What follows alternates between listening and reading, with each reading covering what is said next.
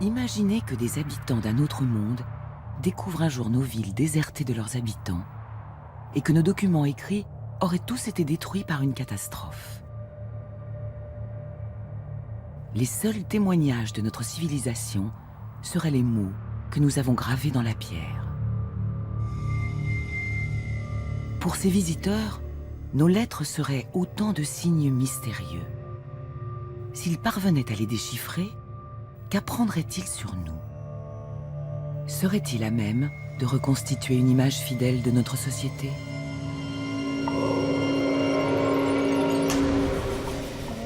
Dans la jungle du sud du Mexique et d'Amérique centrale, les anciens Mayas ont créé l'une des civilisations les plus remarquables de l'histoire de l'humanité. Leurs connaissances en mathématiques et en astronomie étaient prodigieuses, et leur art éblouissant. Les édifices de leur ville étaient richement décorés d'inscriptions. Ces textes avaient la forme de grilles couvertes de motifs complexes et fantastiques, appelés hiéroglyphes, ou plus simplement glyphes. Les experts ont dénombré des centaines de glyphes différents. Ils représentent une grande variété de formes abstraites, des monstres, des animaux, des plantes et différentes parties du corps. Les glyphes sont gravés sur des monuments publics et sur des objets personnels en coquillage, en os et en jade. Ils sont peints sur des poteries et sur les parois des édifices. Ils sont dessinés sur des milliers de pages de livres, en papier d'écorce, pliés en accordéon.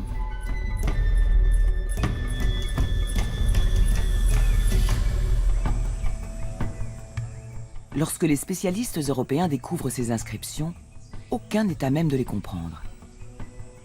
Quel message renferment-ils? Qui les a réalisés? S'agit-il de représentations, de symboles? Ou bien s'agit-il d'une écriture? Représentent-ils les sons d'une langue parlée? Depuis 2 siècles, des hommes et des femmes se passionnent pour ces questions. Mais leur quête est longue et fastidieuse. Les plus éminents chercheurs se sont impliqués dans cette recherche. Linguistes, mathématiciens, peintres, aventuriers, archéologues et même quelques excentriques. Chacun d'eux a découvert différentes pièces du puzzle. Certains ont travaillé dans l'isolement, d'autres se sont livrés une concurrence impitoyable, d'autres encore ont collaboré de façon fructueuse. Leurs efforts conjoints ont finalement permis de découvrir la vraie nature des glyphes et de dévoiler un pan de l'univers remarquable des anciens Mayas.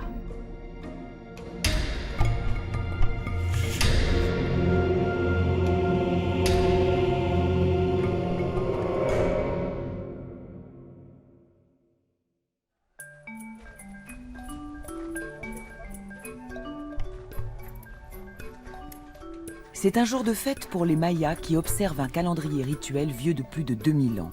C'est le jour calendaire du Huibats. Aujourd'hui, des sages, appelés gardiens des jours, convergent de toutes les régions du Guatemala vers ce village. Sur des autels constitués d'un monceau de fragments de poterie, ils brûlent des offrandes en l'honneur des dieux anciens de la terre et du ciel. Les gardiens des jours veulent renouveler leur pouvoir. Ils pourront ainsi utiliser le calendrier pour interpréter les rêves, diagnostiquer des maladies et prédire les jours favorables pour effectuer les semailles et les récoltes, faire des affaires ou des voyages, ou encore conclure un mariage. L'encens que nous faisons brûler sur l'autel du Dieu de la terre est une requête pour obtenir la paix et pour invoquer un miracle pour nos vies, notre chemin, nos enfants, notre communauté et pour la récolte du maïs. Voilà ce que nous faisons le jour du Huibats. Les Mayas sont 6 millions aujourd'hui. Ils parlent une trentaine de langues différentes. Ils n'habitent plus dans des villes de pierre comme leurs ancêtres, il y a 1000 ans. Mais ils vivent toujours de la culture du maïs, une tradition bien antérieure à l'édification des grandes cités antiques.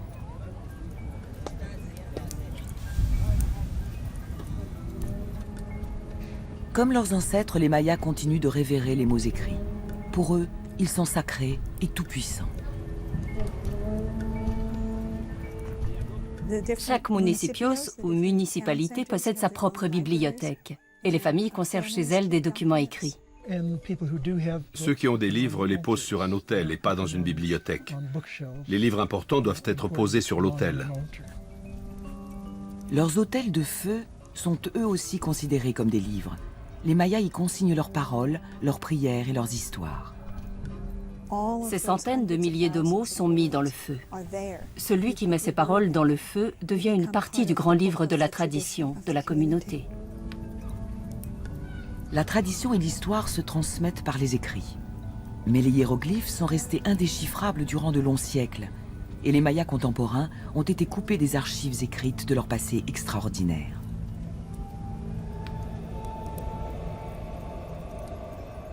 Les Mayas vivent dans le sud du Mexique et dans une grande partie de l'Amérique centrale.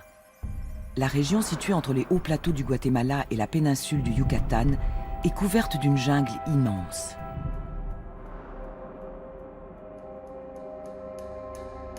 C'est ici, au début du 5e siècle avant notre ère, que les anciens Mayas construisent leurs grandes cités, comme Tikal, Copan et Palenque. Puis, au 9e siècle de notre ère, alors que leur civilisation amorce son déclin, ils abandonnent peu à peu leur ville et migrent vers le nord, au Yucatan. Les grandes cités édifiées en pleine jungle sont alors peu à peu envahies par la végétation et tombent dans l'oubli.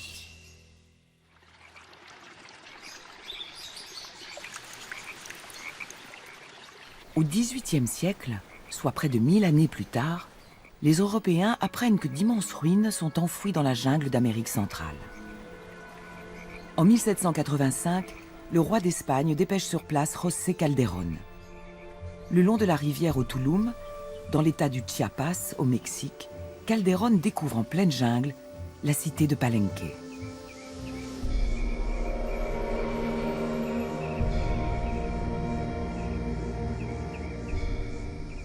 Les sanctuaires et les temples de Palenque recèlent de grands panneaux gravés de motifs complexes et de textes en hiéroglyphes. Calderón retranscrit l'un des panneaux, mais faute d'être un dessinateur confirmé, il représente les glyphes sous forme de simples carrés. Il est impossible d'étudier un écrit ancien sans avoir l'original sous les yeux. Or, ceux qui étudient les Mayas ou n'importe quel site archéologique ne peuvent pas tous se rendre sur place. Ils ont donc besoin de dessins, de photographies ou d'estampages qui soient les plus fidèles possibles. Quand on veut déchiffrer une écriture inconnue, on ne peut rien faire si on n'a pas le corpus. Corpus en latin signifie corps. On doit pouvoir disposer de toutes les inscriptions existantes sur un site donné.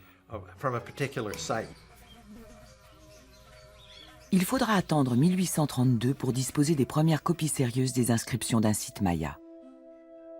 Le peintre français Jean-Frédéric Waldeck passe 7 mois dans les ruines de Palenque.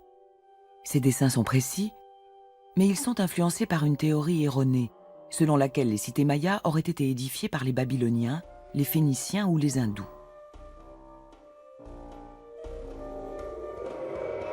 Dans les copies qu'il fait des panneaux, Waldeck introduit même des éléphants d'Inde, au milieu des autres motifs. Nous savons aujourd'hui que les Mayas n'ont jamais dessiné ni gravé un animal qui ressemble à un éléphant. Waldeck a interprété la forme des motifs. C'est arrivé très souvent avec les artistes qui, jusqu'au début du XXe siècle, ont tenté de recopier les inscriptions mayas. Les motifs étaient tellement étranges pour eux qu'ils les interprétaient.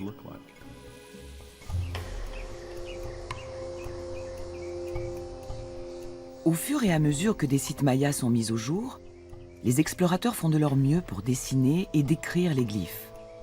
Les formes sont déroutantes et les monuments sont souvent très dégradés. Mais le plus grand obstacle, c'est la complexité de cette écriture.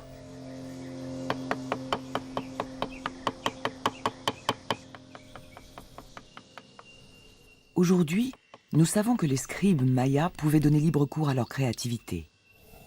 Leur système d'écriture reposait sur des règles strictes. Toutefois, pour écrire un mot donné, ils avaient le choix entre une grande variété de signes et ils pouvaient innover en les combinant. Les glyphes sont disposés en 2 colonnes et sont lus de gauche à droite et de haut en bas. Dans les inscriptions les plus anciennes, chaque glyphe est un signe unique. Un peu plus tard, les scribes associent plus de 6 signes dans un même glyphe.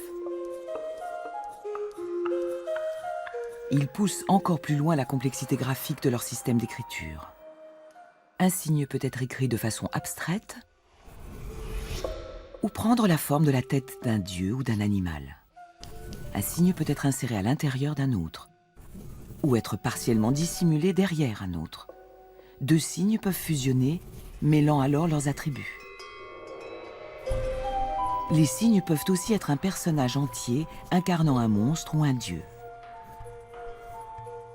Ce qui fait de leur système un art, c'est le génie avec lequel ils combinent une multitude de possibilités. La richesse graphique de l'écriture maya est colossale.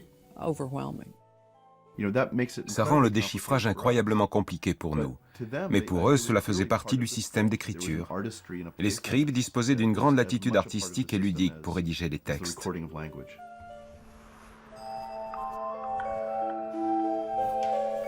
Ignorant cette possibilité combinatoire, les premiers explorateurs s'échinent comme ils peuvent pour donner un sens à ces motifs élaborés.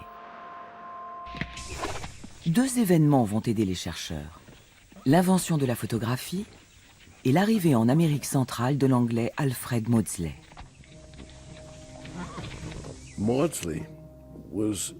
Maudslay a profité pleinement de l'évolution de la photographie. Il s'est rendu sur tous les sites mayas avec ses négatifs sous forme de grandes plaques de verre. Il a aussi apporté des matériaux pour faire des moules des monuments. C'était une entreprise inouïe, toutes ces caravanes de matériel.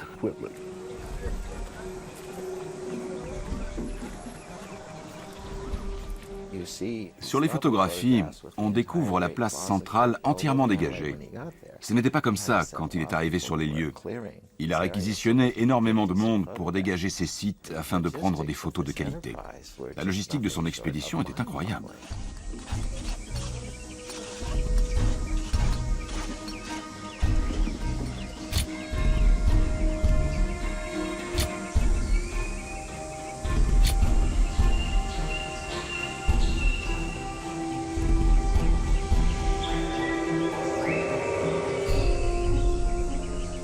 Les résultats sont à la mesure des efforts fournis. Les photos de Maudslay sont envoyées au British Museum où des spécialistes reproduisent les glyphes avec une précision remarquable. Les images de Maudslay sont imprimées. Elles constitueront le premier corpus systématique des inscriptions mayas. C'était la toute première fois que l'on pouvait observer chaque hiéroglyphe dans le moindre de ses détails.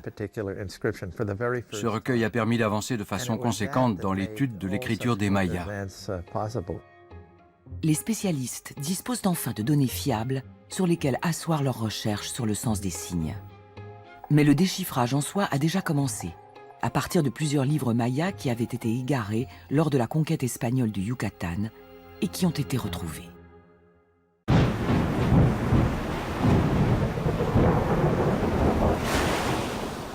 En 1519, Cortés embarque à destination du Mexique.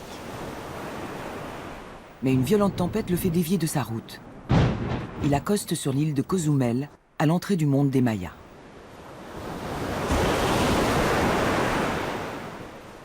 L'épisode a été retranscrit dans le carnet de bord. Les insulaires furent pris de terreur. Ils abandonnèrent leur village et se réfugièrent au fond de la forêt. Les Espagnols prirent possession de leurs maisons et mangèrent tous leurs vivres. Les maisons contenaient des ornements, des tapisseries, des vêtements et des lits en coton appelés hamacs. Ils découvrirent aussi d'innombrables livres. Peter Martyr, 1521. Conformément à la loi espagnole de l'époque, Cortés envoie un 5e de son butin au roi d'Espagne. Il y joint plusieurs livres pliés en accordéon.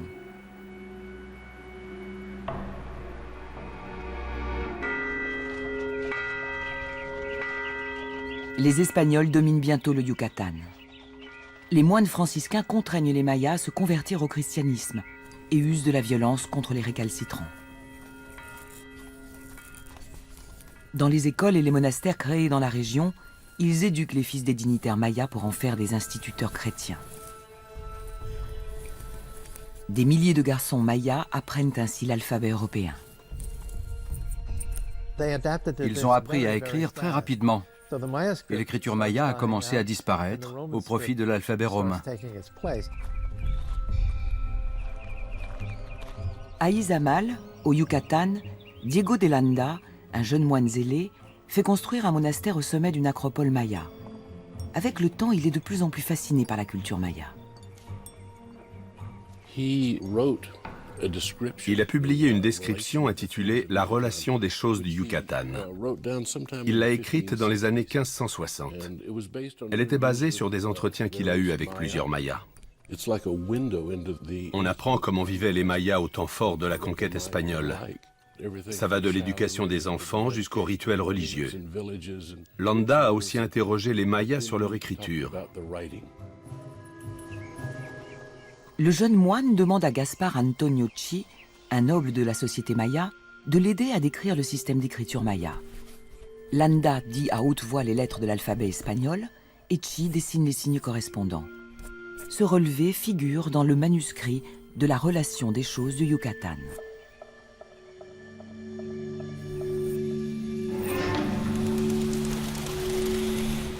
Un an plus tard, un moine d'un village voisin apprend à Landa que les indigènes continuent de faire des offrandes à leurs dieux.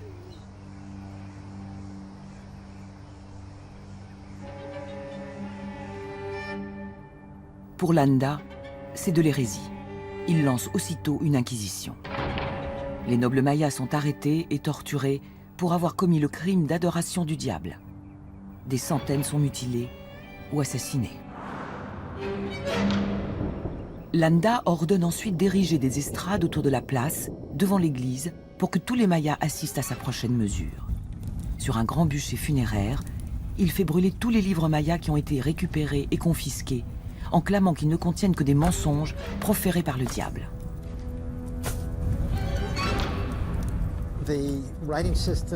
Leur système d'écriture a fini par disparaître totalement au fil des siècles qui ont suivi la conquête espagnole. Les Mayas étaient certainement brûlés sur le champ si on les surprenait à écrire avec leurs glyphes.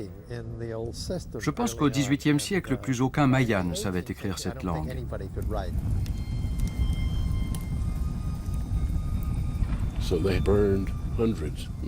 Les Espagnols ont brûlé des centaines, voire des milliers de livres mayas. On a perdu à jamais d'innombrables histoires. Et de tous ces livres, il n'en reste que 4, dont certains incomplets.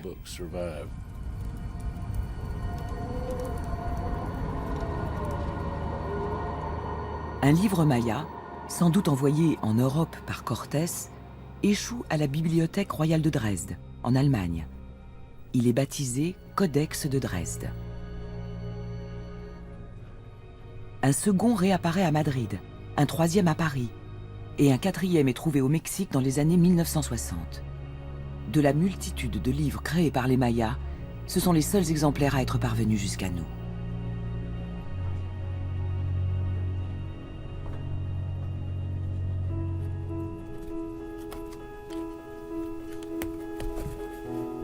En 1810, un épais volume sur les Amériques est publié à Paris. Une des illustrations est une reproduction de 5 pages du Codex de Dresde. Ces images sont à l'origine de la première percée significative dans le déchiffrage de l'écriture maya. Elle est l'œuvre de Constantin Rafinesque, un homme pour le moins singulier.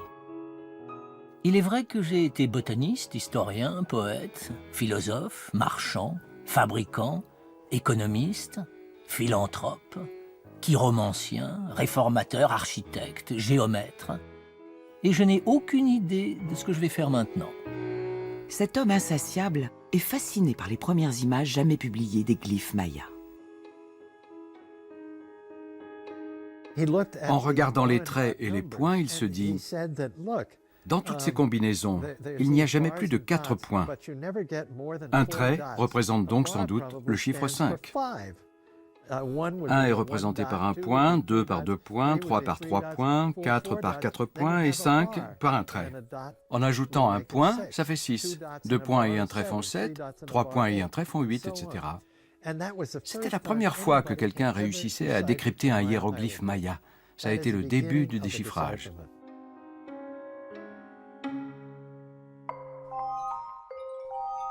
Au cours des décennies qui suivent, les experts déduisent la signification de nombreux glyphes d'après le contexte de leur apparition.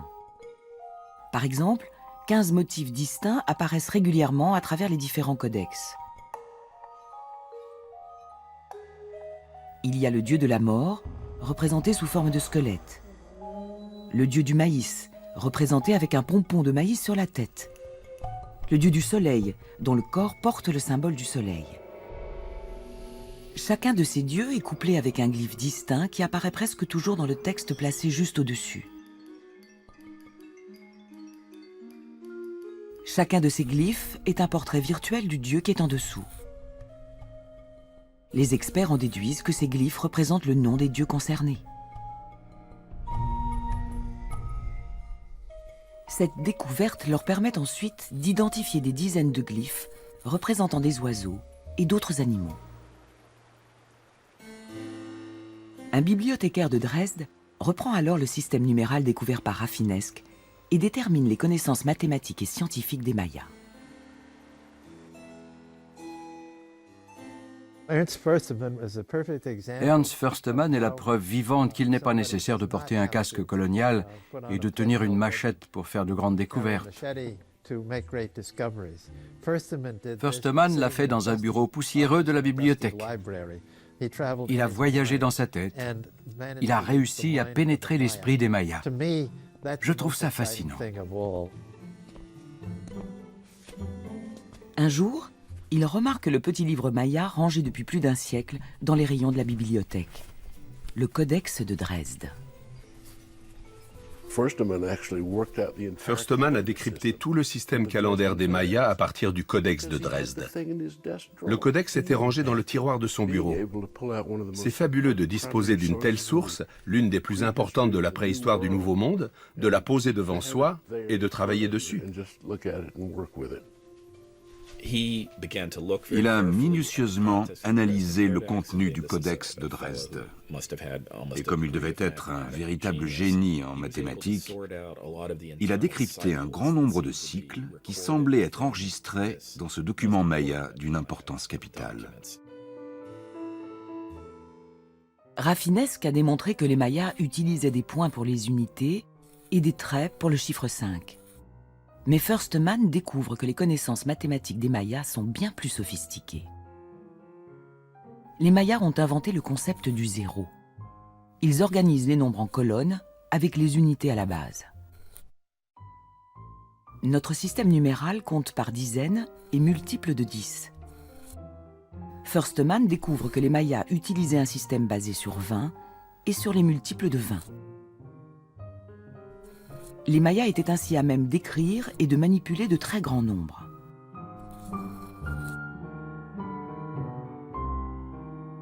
Une fois qu'il a saisi leur système, Förstemann décrypte l'astronomie maya.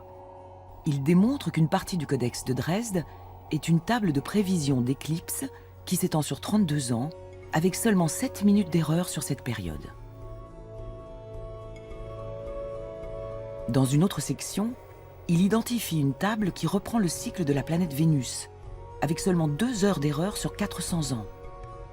Quand ils devaient faire la guerre, les Mayas guettaient l'apparition propice de Vénus en tant qu'étoile du matin.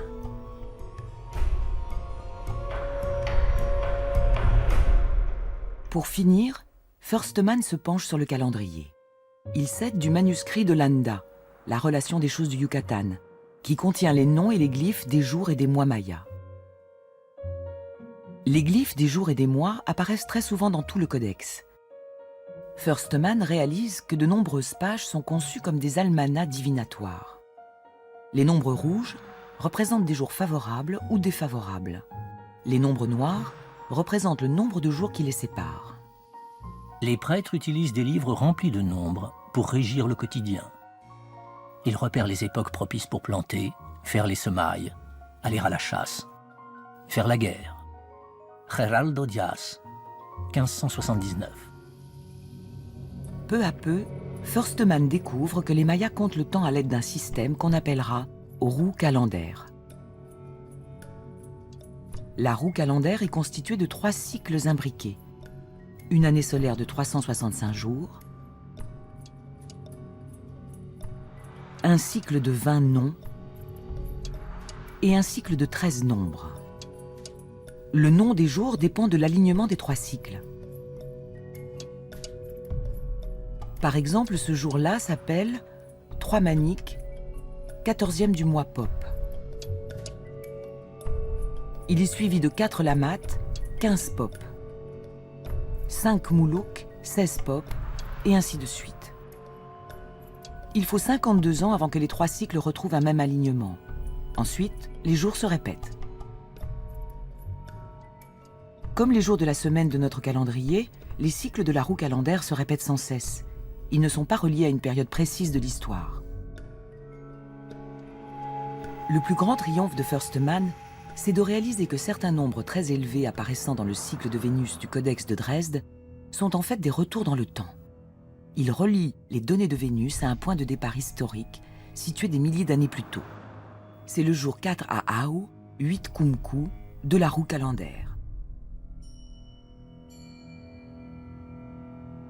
En observant les photos prises par Maudsley, Försteman sait que cette date très ancienne est une référence dans tout le monde maya, depuis Palenque, dans le nord du Chiapas, jusqu'à Quirigua, dans le sud du Guatemala. Försteman en conclut que pour les Mayas, cette date représente celle de la création de l'univers. Alors que le calendrier occidental commence l'année de la naissance de Jésus-Christ, l'histoire des Mayas débute le jour de la création du monde. Ce système de datation est baptisé compte long.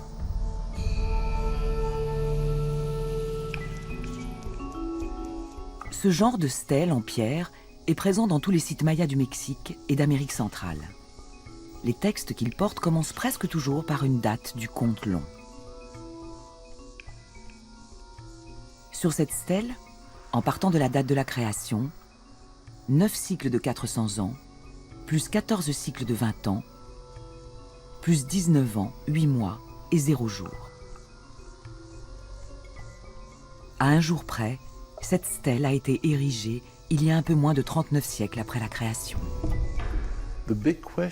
On s'est demandé à quelle date ça correspondait sur notre calendrier moderne. Est-ce que c'était en avril 1860, avant ou après notre ère? On l'ignorait. En 1905, au Nevada, le journaliste Joseph Goodman met le compte long en corrélation avec le calendrier européen. Selon les calculs de Goodman, la date de création des Mayas est le 13 août 3114 avant notre ère. Les archéologues peuvent à présent calculer la date à laquelle les différentes stèles ont été gravées.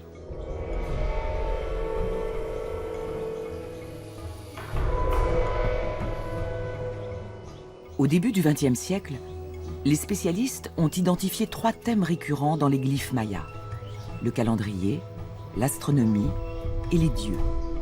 C'est en se basant sur ces thèmes qu'ils vont façonner leur image de la société des anciens mayas.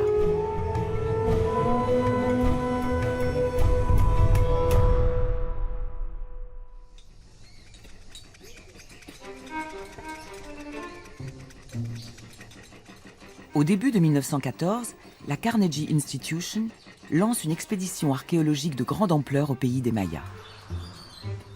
Au cours des 40 années qui suivent, des centaines de nouvelles inscriptions sont mises au jour. Mais la plupart des archéologues s'intéressent uniquement à la date du compte long qu'elle porte afin de dater les sites. Un des archéologues de Carnegie est l'anglais Eric Thompson, un homme brillant, mais aux opinions très arrêtées. Thompson a dominé l'étude des glyphes mayas depuis les années 30 jusque dans les années 60, voire même les années 70. C'était la référence dans ce domaine. Thompson est alors le plus grand expert des glyphes mayas. Il établit un système méticuleux de classification en assignant une référence à plus de 800 motifs.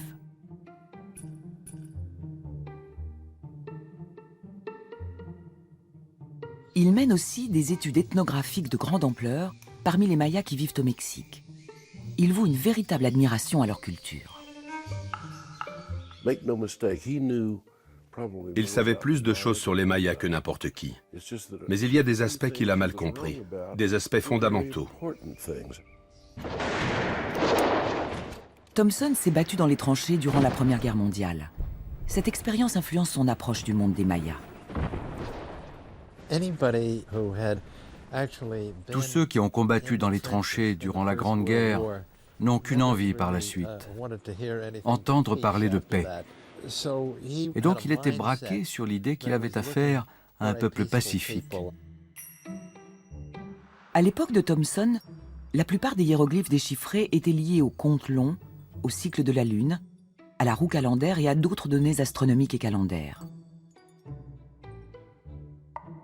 Tous les autres glyphes résistaient à l'analyse la plus assidue.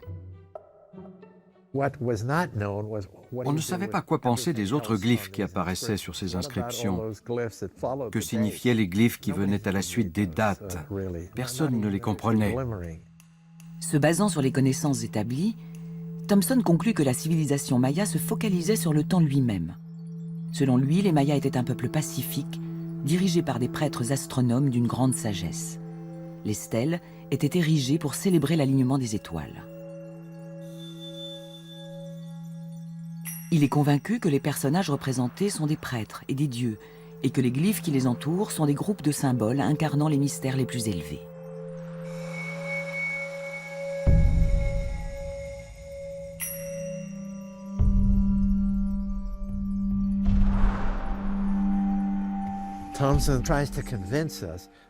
Thompson voulait nous convaincre qu'il n'y avait aucun autre système que celui des dates et des données astronomiques, qu'il s'agissait en fait d'un rite mystique pratiqué par les Mayas pour entrer en contact avec leurs dieux.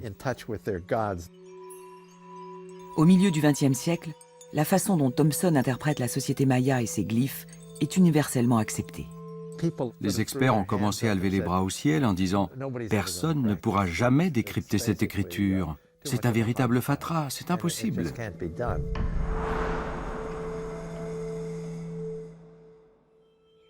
Mais quelqu'un va bouleverser la vision de Thompson. Une femme que rien ne semblait destiné à se pencher un jour sur les mystères mayas.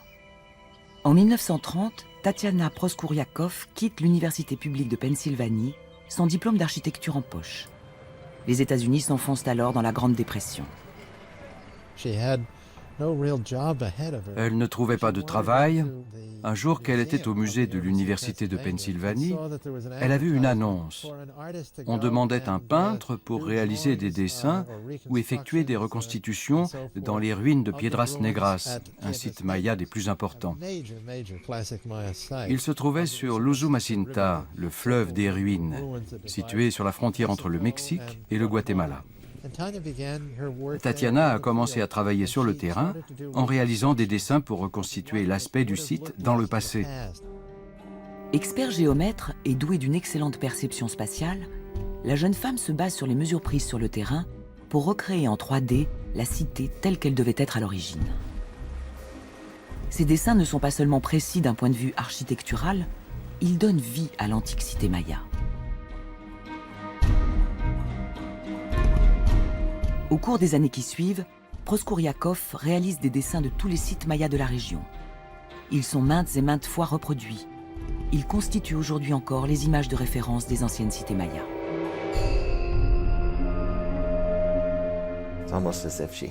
On aurait dit qu'elle avait des rayons X dans les yeux. Il lui suffisait de regarder les ruines d'un temple pour deviner le nombre de terrasses qui supportaient la superstructure au sommet. Il s'est avéré qu'elle était douée d'une prescience remarquable. Proskouriakov travaille près de 20 ans pour la Carnegie Institution. Elle est alors la seule femme dans cet univers dominé par les archéologues. En 1958, elle cesse de travailler sur le terrain. Elle passera le reste de sa vie à étudier dans les sous-sols du musée Peabody, à Harvard, où sont entreposées toutes les archives mayas de l'expédition Carnegie. Un de ses projets au musée Peabody était de recoller les débris des objets de jade. C'est à cette époque, alors qu'elle travaillait de façon anonyme dans ce musée, qu'elle a fait sa plus grande découverte. Elle était douée d'une grande logique. Tout devait être rationnel et logique avec Tatiana. Elle cherchait un système pour dater les œuvres d'art maya. Elle s'intéressait de plus en plus à l'art sculptural, notamment au relief sur les stèles. Au musée Peabody, elle a accès aux photographies de plus de 25 stèles de Piedras Negras. Elle commence par les classer selon la date à laquelle elles ont été consacrées. Elle remarque une constante. Les Mayas de Piedras Negras érigeaient une série de stèles devant un temple, à raison d'une stèle tous les 5 ans. Puis, ils en érigeaient une nouvelle série devant un autre temple. La première stèle d'une série comporte toujours un personnage installé dans une niche creusée dans la pierre. Pour Thomson, il s'agit d'un dieu porté à travers les cieux par des dragons célestes. Au bas de la stèle, il y a une victime sacrificielle. Des pas remontent vers le personnage situé au sommet. Proskouriakov entreprend de découvrir le sens de cette scène. Chaque stèle porte la date de sa consécration. Les stèles ont été érigées exactement à 5 ans d'intervalle. Mais certaines stèles de la série portent en plus une date identique qui correspond à 2 ou 3 ans avant la consécration de la première stèle. Proskouriakov remarque que le glyphe qui suit cette date mystérieuse représente toujours une tête d'oiseau ou un paquet enveloppé d'une bande de tissu. Thomson l'a baptisé « glyphe rage de dents ». Mais que signifie-t-il? Tatiana découvre un autre indice. Chaque série de stèles évoque un événement qui a eu lieu entre 12 et 31 ans avant l'événement de la dite rage de dents. Le glyphe qui suit cette date la plus ancienne représente toujours la tête d'un reptile, le museau tourné vers le haut. Cet événement n'est jamais signalé à l'époque où il se produit. Il devient important et est uniquement célébré après l'événement de la rage de dents. Il ne fait aucun doute qu'une grande variété d'événements peuvent se coupler de cette façon. Mais la plus commune est la naissance d'une personne qui, à l'âge adulte, acquiert un grand prestige ou une grande puissance. Signée Tatiana Proskouriakov. Elle ne savait pas lire les textes sur les stèles, mais elle comprenait leur sens. Elle a émis l'hypothèse que le premier glyphe était celui d'une naissance et le second glyphe, la date à laquelle cette personne montait sur le trône. Les dates concordent parfaitement avec l'interprétation de Tatiana. Ce sont des rois et non des dieux. Ils ont été intronisés entre l'âge de 12 et 31 ans. Et la période séparant la naissance d'un roi et l'accession au trône du roi suivant n'excède jamais 60 ans. Une durée de vie respectable à cette époque. Selon son hypothèse, chaque série de stèles racontait l'histoire et le règne d'un seul dirigeant. Elle avait établi une dynastie. C'est la première fois qu'on découvrait un pan de l'histoire des Mayas.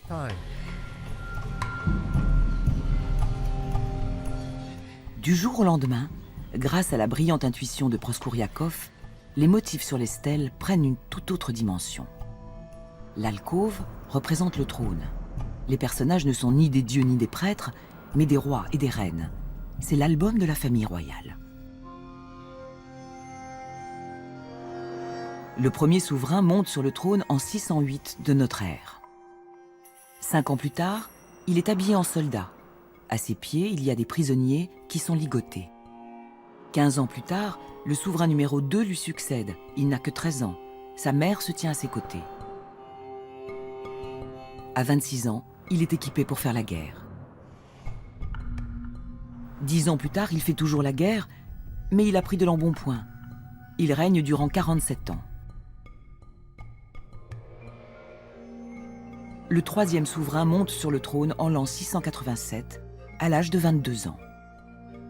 Quand il a 42 ans, on fait connaissance de sa jeune épouse. Thomson avait prétendu que ce personnage était un prêtre en vêtements de cérémonie. Mais il s'agit en fait d'une femme, habillée d'une jupe et d'un chemisier similaire à ceux que portent les femmes mayas aujourd'hui. 5 ans plus tard, l'épouse est représentée avec sa fille de 3 ans. L'enfant a le bras posé sur le genou de sa mère. L'histoire reconstituée par Proskouriakov raconte les règnes de 7 souverains de Piedras Negras. Elle avait fait un plan avec toutes les dates et tous les événements de chaque série. En découvrant son rapport, mes jambes se sont mises à trembler. Je lui ai dit « Tatiana, tu as réussi. C'est la plus grande découverte de tous les temps. »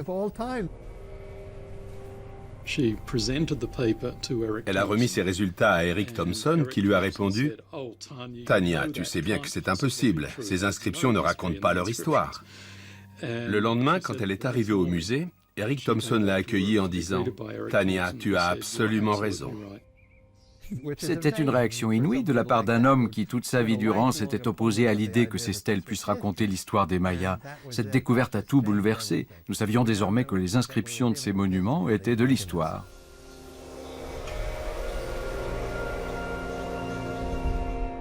Proskouriakov a découvert le sens des motifs et le rapport entre les glyphes et les images, l'architecture et la géographie.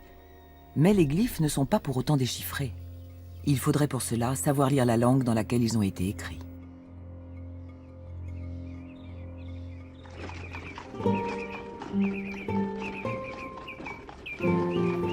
L'étude de la phonétique des glyphes mayas a commencé en 1862.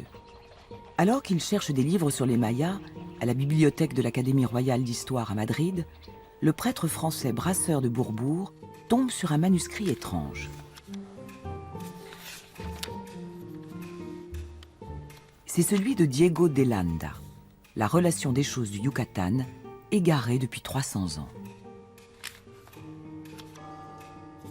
Il contient les glyphes représentant les jours et les mois, ceux-là même que Firstman utilisera plus tard pour déchiffrer les calendriers.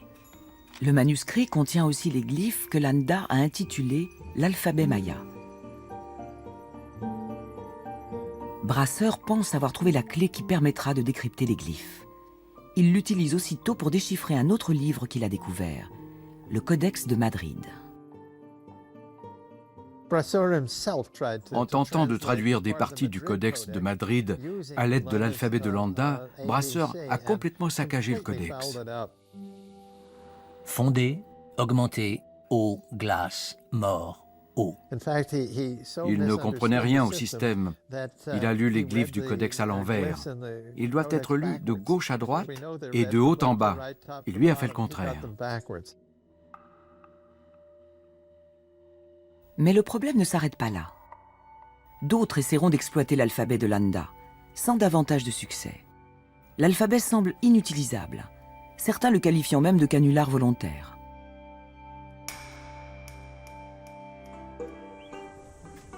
L'alphabet de Landa est analysé à la loupe dans les années 1880 par Cyrus Thomas, un Américain, expert agricole. Cet homme s'intéressait à quantité de choses. Il connaissait l'existence du manuscrit de Landa et savait qu'on avait tenté de déchiffrer des textes mayas en utilisant son alphabet. Et il a fait des interprétations très pertinentes.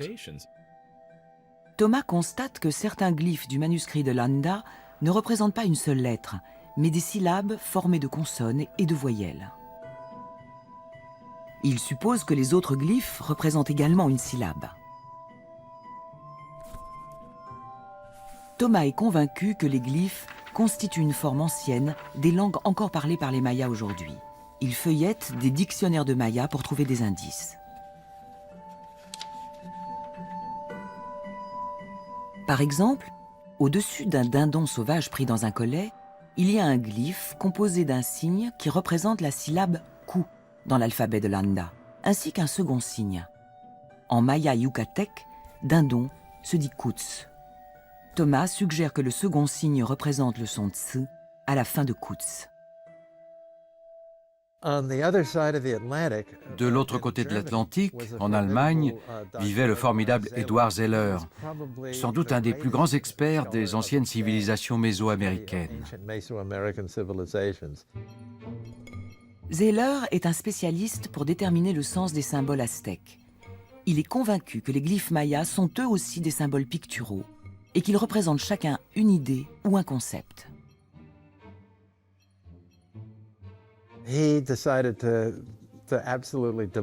Il a décidé de descendre Cyrus Thomas et son hypothèse selon laquelle les hiéroglyphes mayas avaient un rapport avec une langue maya existante.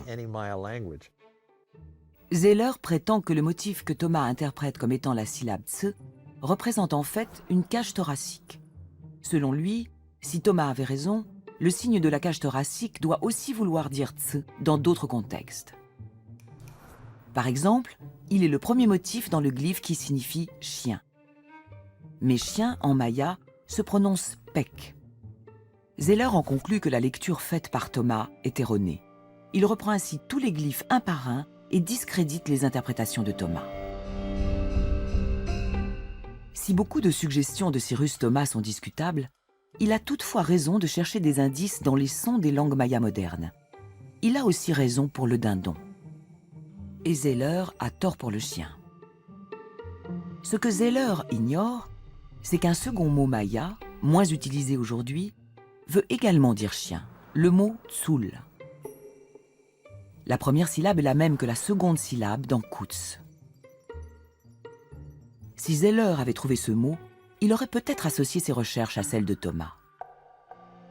Au lieu de ça, découragé par les attaques de Zeller, Thomas abandonne la recherche de signes syllabiques. Il faudra attendre 50 ans avant que quelqu'un reprenne les travaux là où Thomas les a laissés.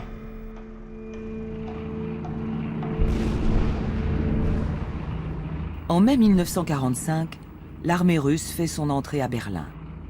Dans ses rangs, un jeune officier du nom de Yuri Valentinovitch Knorozov. Il était observateur d'artillerie dans l'armée rouge. C'est la dernière personne à laquelle on aurait pensé. Et pourtant, il a fait dans le déchiffrage de l'écriture maya une avancée capitale. C'est lui-même qui m'a raconté l'histoire suivante, bien que j'ai entendu d'autres versions. Et donc, durant la chute de Berlin, en arrivant dans les ruines de la Bibliothèque nationale, il a ramassé un livre qui avait survécu aux flammes. Il s'agissait d'une excellente reproduction en noir et blanc des 3 codex connus, ceux de Dresde, de Madrid et de Paris. Selon une autre version, Knorozov aurait découvert le livre après l'ouverture à Moscou de caisses en provenance de Berlin. Toujours est-il qu'il se prend de passion pour les glyphes.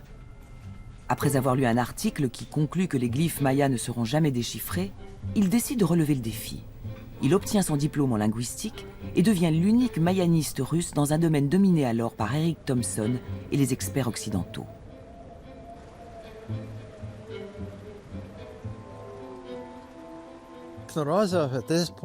À partir de là et jusqu'à la fin de sa carrière, Knorozov travaille au 2e étage de l'Institut d'ethnographie de Saint-Pétersbourg. Il partage une pièce avec 5 ou 6 collègues, ayant chacun leur bureau. Mais lui avait le meilleur, juste à côté de la fenêtre, qui était couverte de gel par temps glacial. Et il avait une vue sur la Neva et sur la glace amassée sur le fleuve.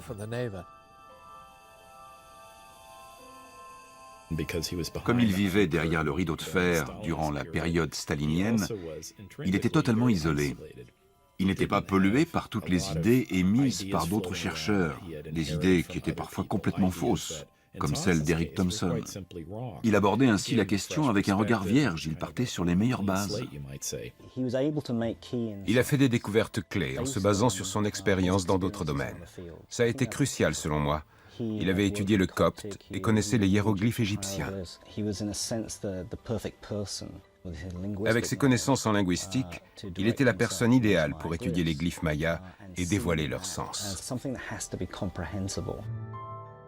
De ses études de linguistique, Knorozov a retenu que la première étape pour déchiffrer un système d'écriture inconnu est de compter tous les signes qui le composent. Si le système comprend entre 20 et 35 signes, il est probablement alphabétique, chaque signe représentant un son. S'il y a 80 à 100 signes, alors l'écriture inconnue est très probablement syllabique.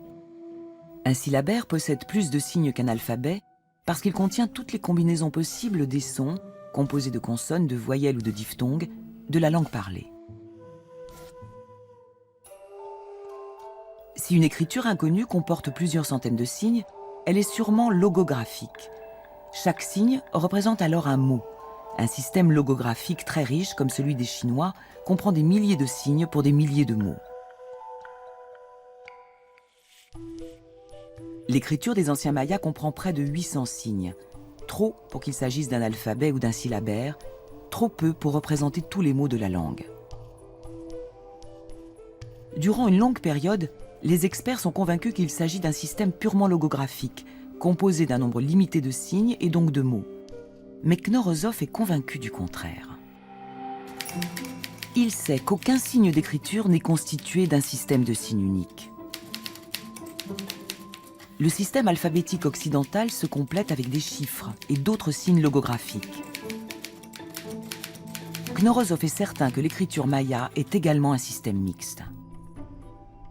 Elle combine des logogrammes, c'est-à-dire des signes représentant des mots, avec des signes phonétiques, qui représentent des sons. Mais contrairement à ce que Landa pensait, les signes phonétiques de l'écriture maya ne constituent pas un alphabet.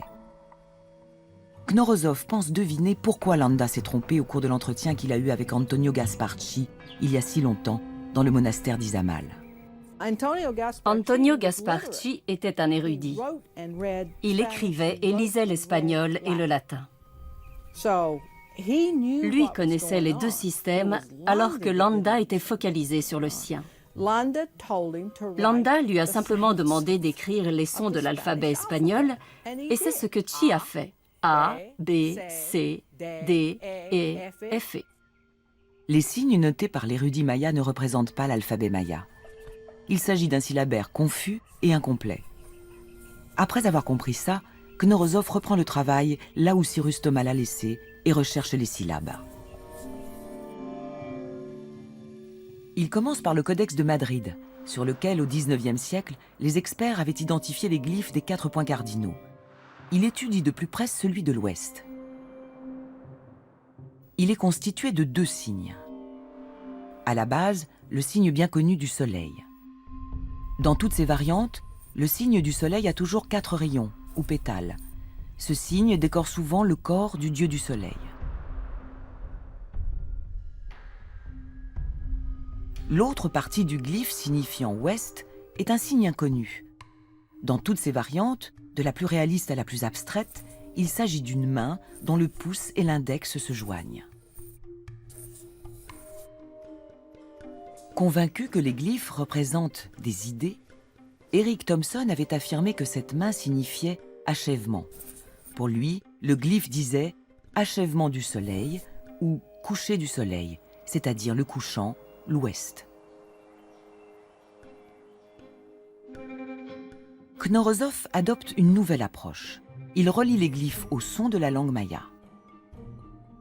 Il sait qu'en maya, ouest se dit chikin et que soleil se dit kin. Il suggère que le signe de la main ne signifie pas achèvement, mais représente la syllabe chi. En combinant la syllabe chi avec le logogramme kin, il forme le mot chikin, ouest en maya.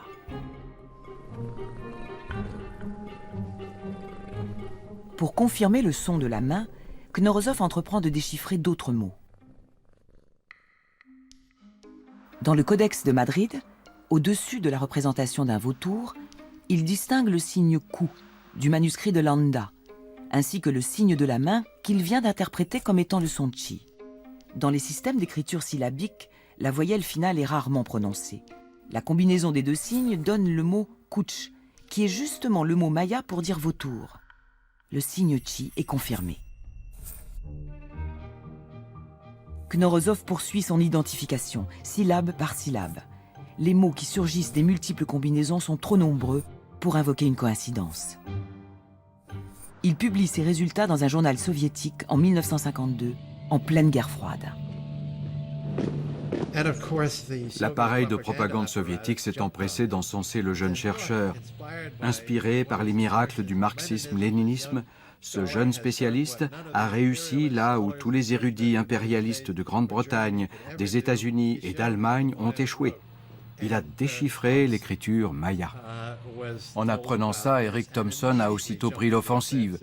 Anticommuniste invétéré, il a décidé que ce rapport était une imposture totale et qu'il fallait remettre ce type à sa place. Certaines interprétations de Knorozov sont en effet discutables, et même fausses. Thompson se focalise sur elles pour discréditer toute la méthode du chercheur russe. Un des reproches que Thompson a émis était tout à fait défendable. Il a dit « Si nous sommes vraiment face à une écriture syllabique, pourquoi ne parvient-on pas à lire les phrases le plus simplement du monde et à comprendre leur sens? Pourquoi n'assiste-t-on pas à un déluge de déchiffrage ?» Un syllabaire complet exigerait au moins 80 signes phonétiques. Toutefois, après les premiers succès de Knorozov, le déchiffrage de l'écriture maya stagne. Il manque une clé pour déclencher le déluge. Une poignée de scientifiques occidentaux soutient l'hypothèse de Knorozov. Mais à l'époque, ce sont les idées de Thomson qui prévalent dans l'étude des Mayas. Vivant de l'autre côté du rideau de fer, Knorozov est isolé géographiquement et intellectuellement.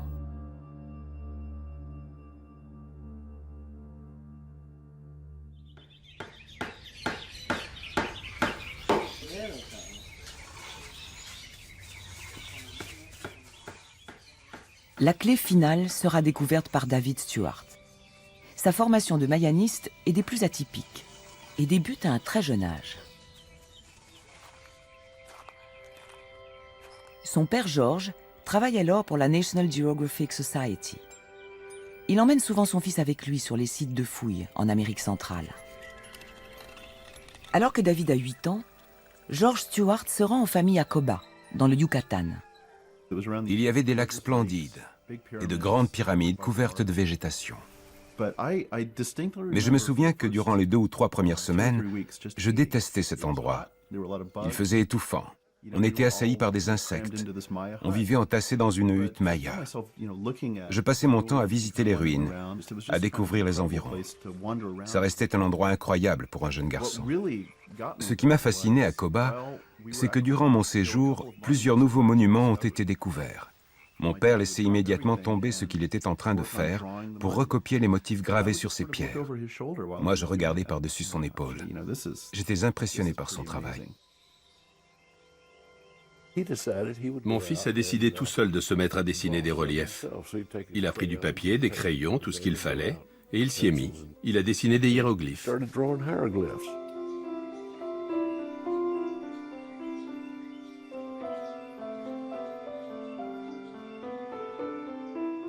Quand je suis revenu aux États-Unis, j'étais tellement marqué par cette expérience que je n'avais qu'une seule envie, retourner sur place. 2 ans plus tard, David rencontre à Washington la mayaniste Linda Sheely, dans les bureaux de la National Geographic Society. David a 10 ans. George, son père, m'a dit qu'il serait très heureux si David avait l'occasion d'étudier à mes côtés. Je lui ai aussitôt répondu, « Eh bien, pourquoi ne m'accompagnerait-il pas à Palenque cet été ?» L'été suivant a sans doute été une des périodes les plus palpitantes de ma vie. Linda m'a demandé de l'aider à vérifier l'exactitude de ses dessins. On éclairait les parois des temples avec une lampe de poche et on corrigeait ses dessins.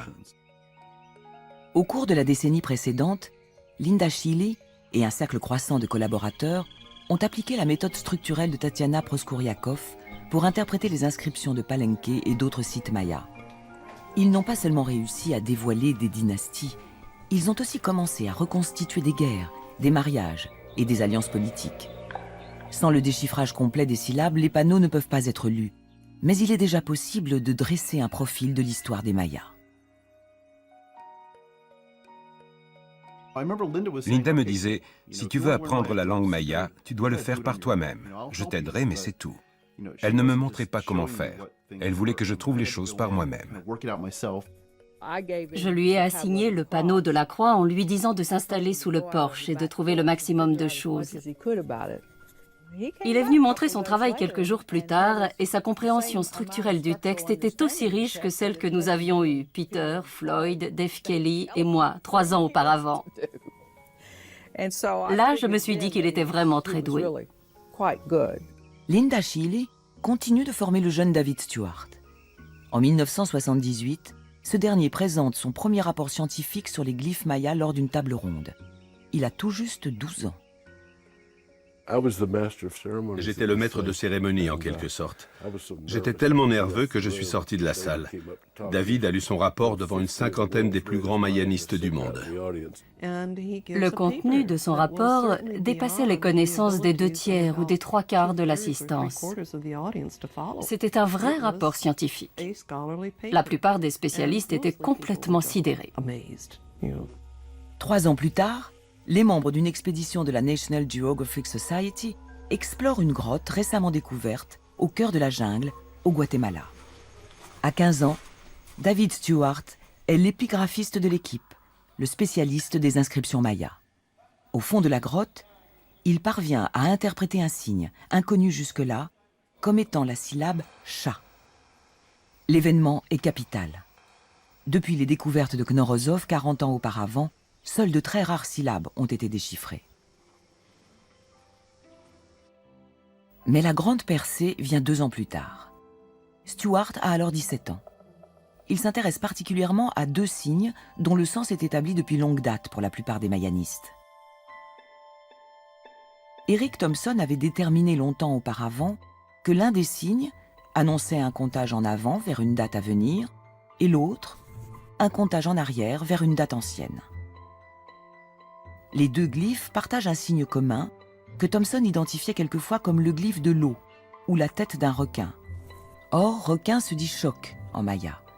Et en maya yucatèque, choc signifie aussi compter. Les Mayas avaient des difficultés à exprimer un certain nombre d'idées abstraites.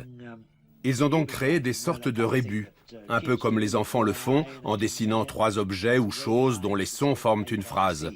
Les Mayas étaient embarrassés avec le verbe « compter ». Or, ils faisaient énormément de calculs. Le mot le plus proche du verbe « compter », c'était « choc », qui veut dire à la fois requin et compter. Ils ont donc utilisé l'image du requin. Et comme le requin vit dans l'eau, Thompson a aussi affirmé que les Mayas avaient décidé d'utiliser le signe de l'eau parce qu'il était bien plus facile à dessiner et à graver. À l'époque, ça a été une avancée capitale pour le déchiffrage de l'écriture maya. Tiens, ils utilisent aussi des rébus. Mais Stewart découvre quelque chose qui le fait douter de la théorie du rébus émise par Thompson. Plusieurs signes se substituent à celui du requin. Une tête humaine, une tête de singe. Et une seule fois un signe en forme de parenthèse. Est-ce que tous ces signes signifient compter ? David Stewart se dit qu'il doit y avoir une explication plus simple. Le signe parenthèse apparaît dans le syllabaire de Landa. Il correspond à la syllabe phonétique « ou ». Il est connu depuis les débuts du déchiffrage de la langue maya. Stewart en conclut que tous ces signes, parenthèse, requin, eau, tête humaine et tête de singe, représentent le son « ou ». La preuve en est que tous ces signes semblent se substituer librement aux signes parenthèses dans les contextes qui n'ont rien à voir avec le calcul. David Stewart nous a montré que quantité de ces signes substitutifs sont des substitutions purement phonétiques et qu'ils représentent le même mot sous différents symboles. Les soi-disant glyphes de calcul sont en réalité des phrases écrites phonétiquement. I, ou, ti. Et Outilla. En maya, Iout signifie ensuite se produisit, ensuite eut lieu. Et Outi signifie il a eu lieu. L'arithmétique calendaire de Thompson se révèle totalement fausse. Ensuite se produisit le jour Inkib 14 Kankin. Elle a été mariée, Dame Katoun à Aou, femme de Naman, à Kinich Yaonal Ak. Et après 11 jours, 10 mois, 1 an et un 20e d'année, il se produisit, le jour 4 Kimi 14 Ouo, que leur fille est née, Dame Hutan Ak, fille royale du soleil. Les implications de cette découverte sont révolutionnaires.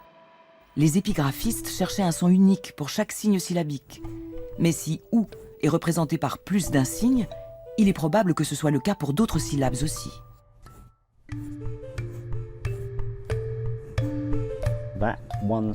Un son particulier peut avoir 13 à 15 versions différentes. La multiplication des signes pour un même son explique pourquoi l'écriture maya comporte près de 800 signes. Apparemment, les Mayas détestaient se répéter, ils aimaient innover. La découverte de ces motifs de substitution a permis aux experts de percer la complexité de l'écriture maya et de dresser un système plus simple et plus compréhensible. J'ai compris que pour déchiffrer le code Maya, il fallait d'abord identifier tous les signes qui correspondaient à un même son. Visuellement, c'était compliqué. Mais une fois que ce matériel visuel était classé selon le système mis au point par les Mayas, il était facile de deviner les choses, de casser le code. Un scribe pouvait écrire Balam, jaguar en maya, à l'aide d'un logogramme, un signe représentant le mot entier. Ou bien, pour plus de clarté, il pouvait ajouter le signe de la première syllabe au début du mot.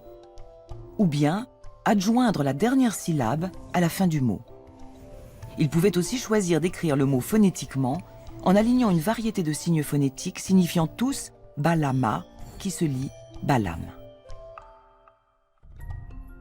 Une fois les différentes graphies d'une même phrase identifiées, les spécialistes sont à même d'utiliser les syllabes pour décrypter les signes représentant des mots entiers et vice-versa. Les textes mayas sont déchiffrés en masse. Chaque semaine, on déchiffrait de nouvelles inscriptions.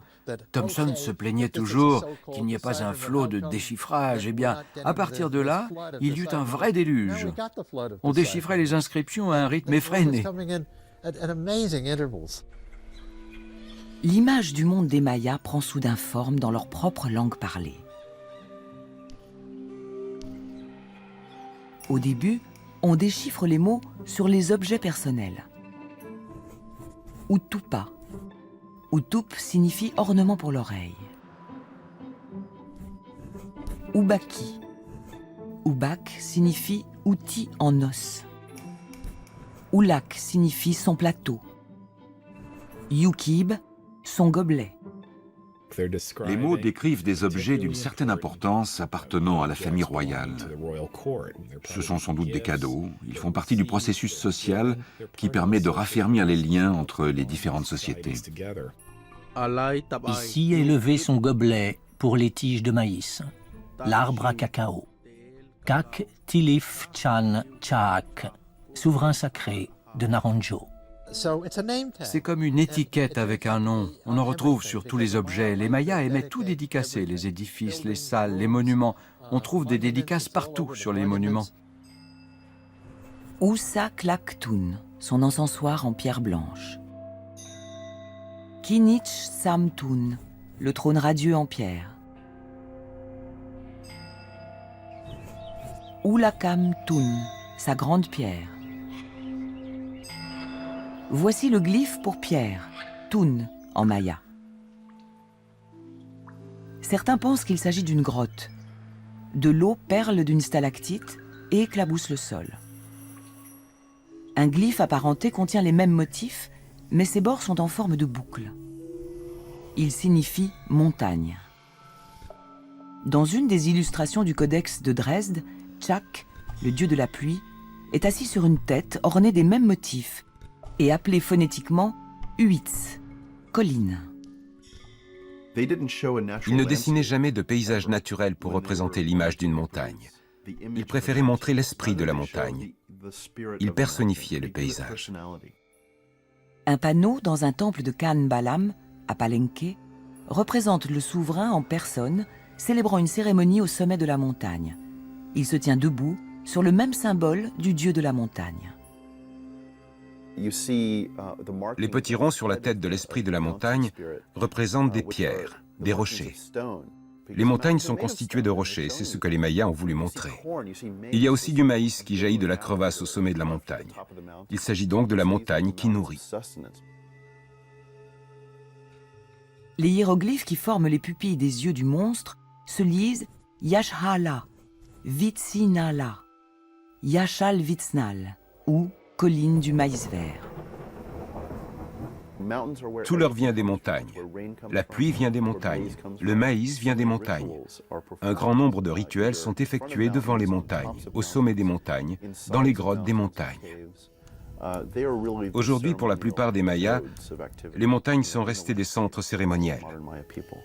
Les anciens Mayas représentaient tout le temps des montagnes. Dans certains temples mayas, il y a un monstre de la montagne aux quatre coins de l'enceinte.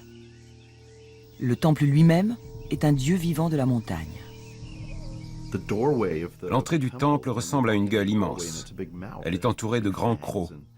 C'est l'entrée de la grotte, en fait. On pénètre dans la montagne, dans la grotte, dans l'espace sacré.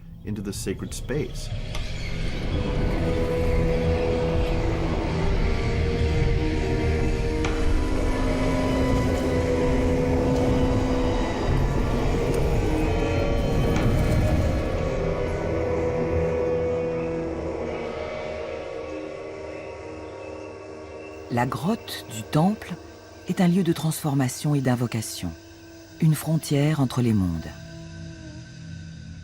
Dans cette cérémonie de sacrifice, représentée dans un temple de la cité de Yaxchilan, Dame Sistun invoque l'apparition d'un serpent en offrant son propre sang.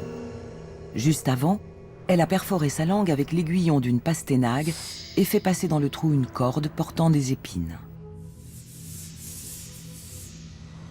Là, elle tient une corbeille contenant les objets nécessaires à la cérémonie. L'aiguillon de la pastènague, la corde et des morceaux de papier imbibés de son sang. Devant ses pieds, les bouts de papier se consument dans un pot en céramique. Le sang qui brûle produit de la fumée. De la volute de fumée émerge la vision d'un serpent. De la bouche du serpent apparaît le visage d'un ancêtre. Le texte au sommet décrit la cérémonie.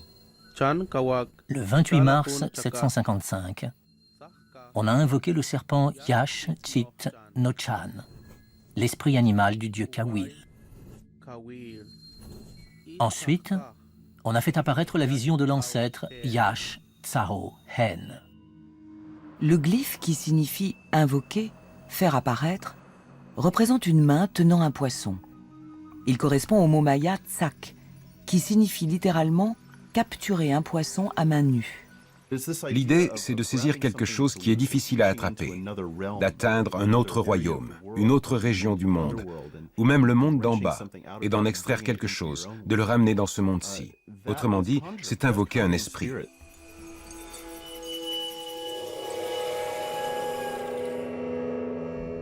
En révélant ce système rituel, le déchiffrage éclaire le monde maya dans son ensemble. Il modifie notre perception des cités-États mayas et des échanges qu'elles entretenaient.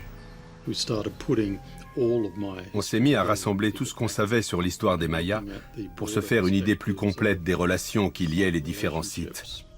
Au cours de ce travail, nous avons fait toutes sortes de découvertes sensationnelles. Mises au jour en 1931 au cœur de la forêt pluviale du sud de l'état du Campeche, les ruines de Calakmul sont longtemps restées un pan ignoré de l'histoire des Mayas. Avec plus de 6000 structures, Calakmul est la plus vaste cité maya. Mais la pierre tendre a beaucoup souffert, et rares sont les inscriptions encore lisibles. Même le glyphe représentant Calakmul est alors incertain. Toutefois, des inscriptions sur des monuments des autres sites, comme ce panneau du site de Canquen, font référence avec une très grande dévotion à une ville non identifiée dont le glyphe est une tête de serpent. À la fin des années 1980, il est établi que le royaume du serpent est bien Calakmul. Le glyphe qui introduit Calakmul dans de nombreuses inscriptions se lit Uchabi, qui signifie « il a supervisé, surveillé ». Sa racine est le signe de la terre, Chab en maya. Chabi signifie superviser, surveiller. Un peu comme le paysan qui veille sur un mille-pas, un champ de maïs.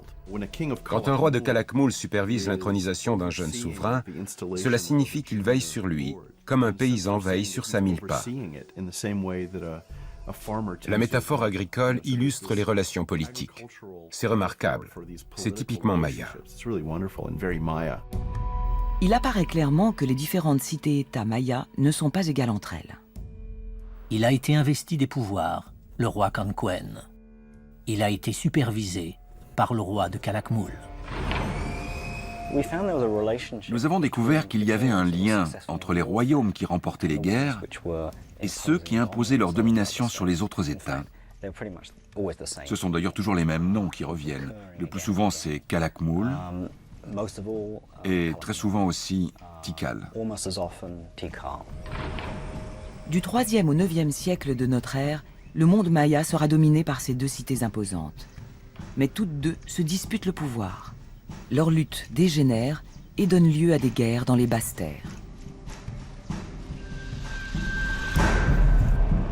Tchouk, capturé. Houb, détruire une ville. Poul, brûlé. Tchak, décapité. Épuisées par les querelles politiques et l'appauvrissement des terres, les grandes cités dans le sud des basses terres finissent par s'effondrer. Il y a des guerres, des actions de terreur. Dos Pilas et Calakmul font alliance contre Tikal. À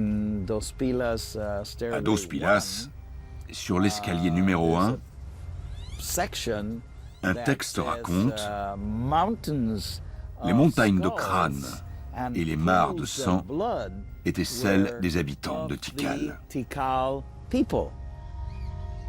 Sur le monument le plus récent de Copan, le grand roi Riach Passar remet les insignes du pouvoir à son successeur, Oukit Tok.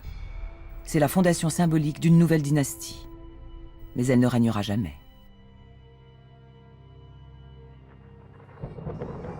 L'inscription est incomplète. Le scribe a laissé le monument inachevé. Les villes ne peuvent plus entretenir aucun roi ni aucun artiste.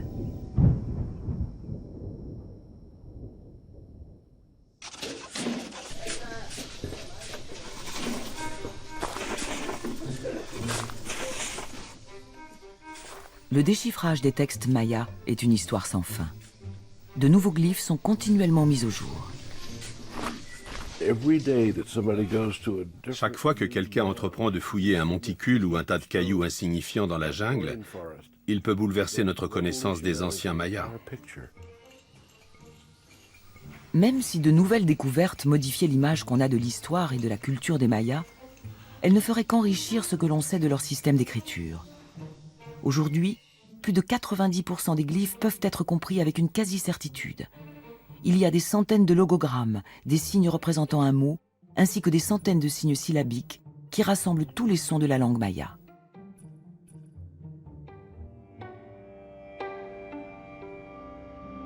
Le langage des glyphes a été reconstitué jusque dans ses nuances les plus subtiles. C'est une forme ancestrale de maya, aussi différente du maya moderne que la langue de Rabelais peut l'être du français moderne. Le fait de pouvoir lire ces textes, c'est comme avoir une machine à remonter le temps. Moi-même, je ressens comme un privilège le fait de pouvoir les lire à voix haute dans la langue où ils ont été écrits. Je suis la première personne à les lire à voix haute depuis plus de 1000 ans. Le déchiffrage de l'écriture maya nous permet aussi de nous faire une idée de ceux qui dessinaient et gravaient les glyphes, les scribes. Sur les poteries, il y a de nombreuses représentations de ceux qui écrivaient ces codex, recouverts d'une peau de jaguar. On appelait ces scribes Atsib, lui qui écrit. Un grand nombre d'indices semblent indiquer qu'ils travaillaient en groupe dans des ateliers vraisemblablement dirigés par un maître. Cet apprentissage s'apparentait peut-être à celui qui existait au XVe siècle à Florence, où Michel-Ange et Léonard de Vinci ont été formés. Ces scribes, les Atsib, développent chacun leur style, rivalisant d'élégance et d'expressivité.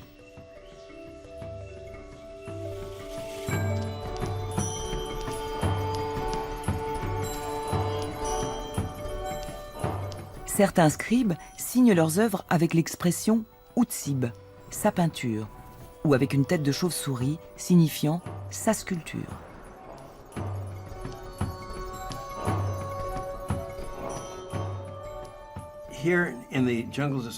Ici, dans la jungle d'Amérique centrale, les princes de sang royal étaient très fiers de signer leurs peintures sur les poteries et de varier les styles. En Europe, à la même époque, nos ancêtres se peignaient le corps en bleu et se battaient à coups de gourdin. Et aucun roi ni aucun noble ne savait ni lire ni écrire. Dans un quartier résidentiel de Copan, les archéologues mettent au jour un palais raffiné. Dans le palais et dans ses abords, il trouve des sculptures de scribes qui tiennent un pinceau et un encrier en conque. Ça a été une véritable révélation.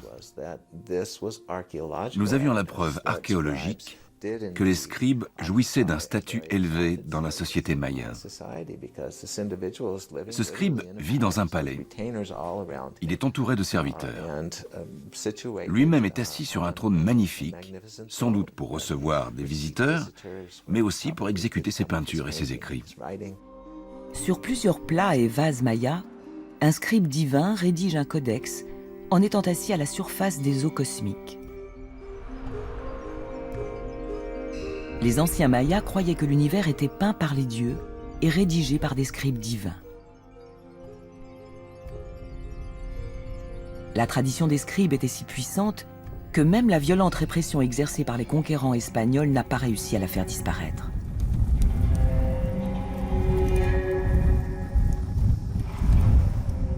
Au XVIe siècle, après avoir brûlé les livres mayas, les Espagnols interdisent l'utilisation des hiéroglyphes. Les moines espagnols enseignent aux scribes l'écriture latine, mais ces derniers s'en servent bientôt pour consigner leurs connaissances ancestrales. Ils transcrivent des histoires, des généalogies et des légendes avec l'alphabet latin, mais dans la langue maya. Et ils écrivent sans relâche. Leurs transcriptions vont se révéler être des documents extrêmement précieux pour décrypter les hiéroglyphes. En 1984, alors qu'il fait des fouilles à Señor, un village isolé dans la jungle, le mayaniste allemand Nikolai Grube apprend que l'un des villageois est scribe. Don Cecilio reçoit Grube chez lui. Il a sorti un de ses manuscrits de sa bibliothèque. Les Mayas appellent une bibliothèque Speten. Elle consiste en un panier accroché au plafond pour empêcher les rongeurs de détruire les livres.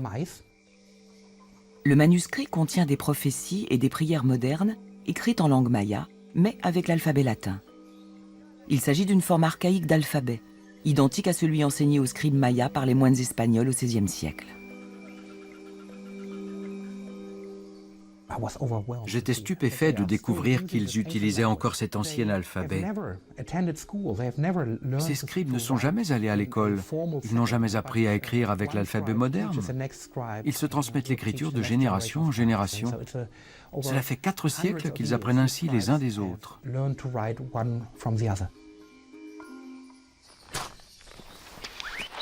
Les Mayas ont beaucoup contribué au déchiffrage de l'écriture de leurs ancêtres.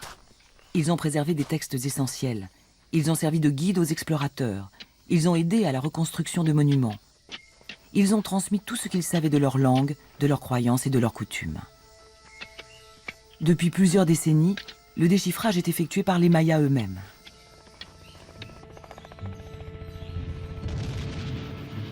Dans les années 1980, le Guatemala est ravagé par la guerre civile. Nombre de villages mayas sont à nouveau assiégés. Pour faire face à la violence et au massacre, les villageois mayas participent à des conférences sur la préservation de la langue et des traditions orales mayas. Leur culture étant menacée, l'histoire de leurs ancêtres leur est plus que jamais précieuse.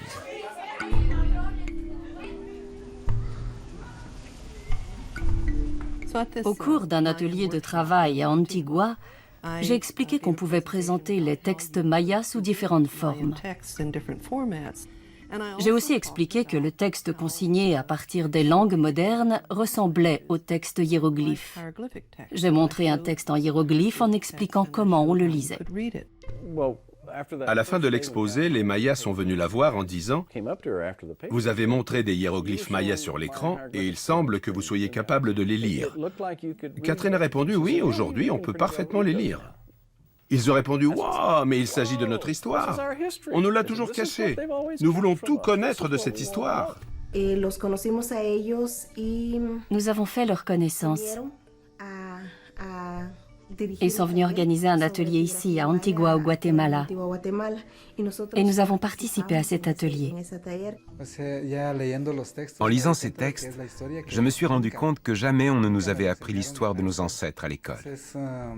C'est extrêmement important pour nous. Nous ignorons tout de notre histoire. Entonces empezamos aquí. Acá. Terminamos. Se sentó. Y después de se sentó, por supuesto que es el nombre del personaje, ¿verdad? De tels ateliers d'études des hiéroglyphes continuent d'être organisés au Guatemala. Et de nouveaux ateliers ont vu le jour dans d'autres régions mayas. Les élèves des premiers ateliers enseignent aujourd'hui à d'autres mayas la signification des glyphes et l'histoire qu'ils racontent.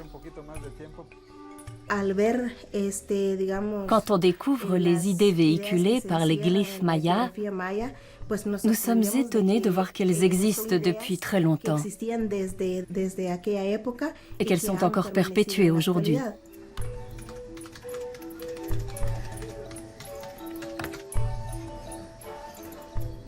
Ça nous permet de découvrir nos racines.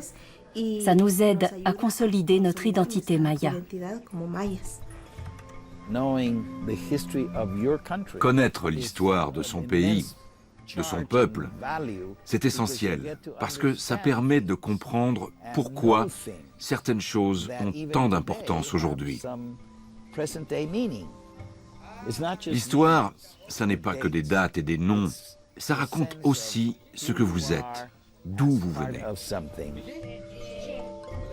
Durant 4 siècles, la suppression de la langue et de l'écriture maya a fait partie de la répression exercée sur ce peuple. Les enfants mayas recevaient un nom latin, apprenaient à lire et à écrire en espagnol, et on les dissuadait de parler le maya. Aujourd'hui, les enfants mayas apprennent les hiéroglyphes et l'histoire de leurs ancêtres. Et les parents donnent à leurs enfants des noms d'anciens souverains mayas. Un des cadeaux les plus précieux pour un peuple, quel qu'il soit, c'est son histoire. C'est un cadeau qui situe les gens dans le temps, qui leur donne de la force et une identité.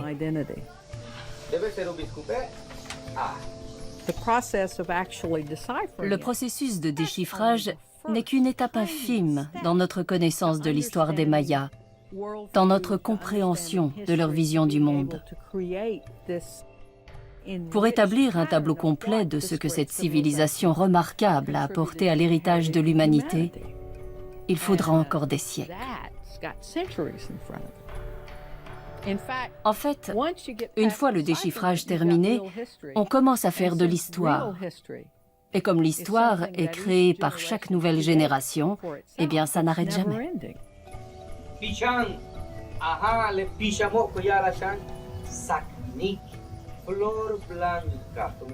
Pour un peuple, perdre son histoire est une tragédie. La retrouver est un miracle. Grâce à l'une des plus grandes entreprises scientifiques de ces 2 derniers siècles, les mots des anciens scribes mayas résonnent à nouveau.